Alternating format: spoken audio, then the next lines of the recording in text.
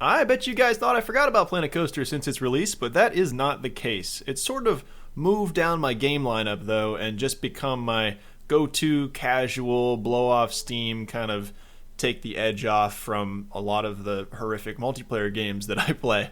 So this is what I'm dealing with right now. I did a little bit in the game, kind of the campaign mode, where you do a bunch of different parks and you try and fix them or hit certain challenges, and decided to just go more of a sandbox route. Now, I started in sandbox and decided it was kind of boring because you just have unlimited funds, and actually money isn't even a thing in that. You can't even see how much your rides are making, and since you have unlimited money, it doesn't matter. So I went into this, which is a challenge mode, and there are challenges like over here. If I check, I need to build a coaster with an average speed of 30 miles per hour, achieve a scenery rating of 100, stuff like that, which you can achieve, and that gives you a little bit extra cash, but for the most part, this is just sandbox with money.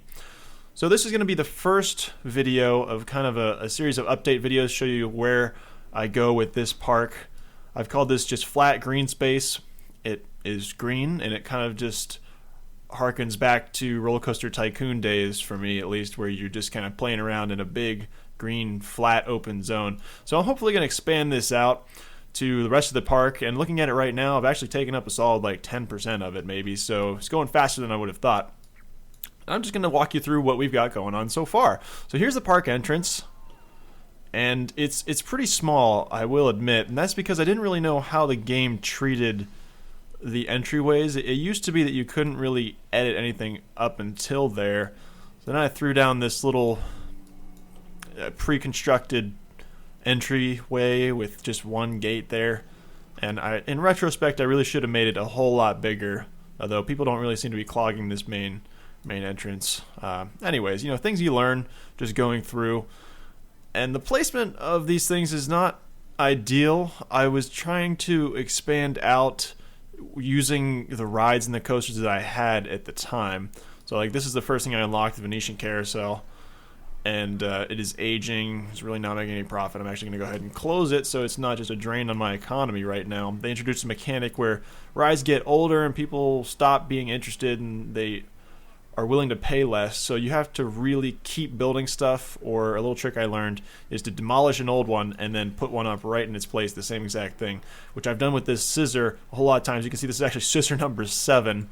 Finances for this lifetime profit about $1,100, and I think the construction fee for this is about that, so it's made up its own value and then some. But this is aging, so once it gets too old, I'm going to have to just wreck that down and throw a new one in its place. So this is, I'm going to try to keep this video as short as possible, so we're just going to hang out in this side. This is kind of the fairy tale castle lane. That's the scenery route that I guess I'm trying to go, and that just started with this pre-constructed scenery piece there, and I built up this a little bit. You can see I'm not so good with tops on these ride platforms. I don't even have one on this one, and well, this doesn't have anything on it at all. But trying to get fancy with some of the trees. This is more of a foresty area. This is American Looper. It's just, I know it doesn't really fit the theme here, but it was the first roller coaster I had, and I wanted to build a roller coaster. And that's kind of what we're looking at. Really, really short, really fast, just goes up and around, doesn't even invert. I didn't have a lot of money at the time. I was actually struggling really hard paying off my initial loans and trying to turn a profit, and it got really ugly. I don't really want to go into it right now because it was bad, and I'm sure you guys don't want to hear about it, but I'm at a point now where we're making a steady income. Some of these rides are not helping, like American Arrow. Well, it's doing pretty solid. Lifetime profit, $2,500. Chopper's Creek, this one just got into the black at a positive $187. This really showcases how I approach the game. This is what I wanted to build, this log jammer that's just absolutely enormous. It takes like 6 minutes for one log car to go all the way around, but luckily there are enough there. Hopefully it's still, moving a lot of people through and making money that way. Like right now I'm charging $22 for this, and it has a full line. You can see it's this one here. And this little black section here, that's a priority entrance, so if somebody buys a priority pass and they get up to there, they can skip all the way up there. Kind of cool. I think they pay like $8 for that in my park. And I've got one pretty much everywhere I can. But people don't seem to be upset by it, so I'm going to keep leaving them there. I'll take you guys through some of these rides another time. Maybe. Maybe that'll be like a standalone video because they are kind of long. This is River Rapids, Rolling River 1. $12 for this one.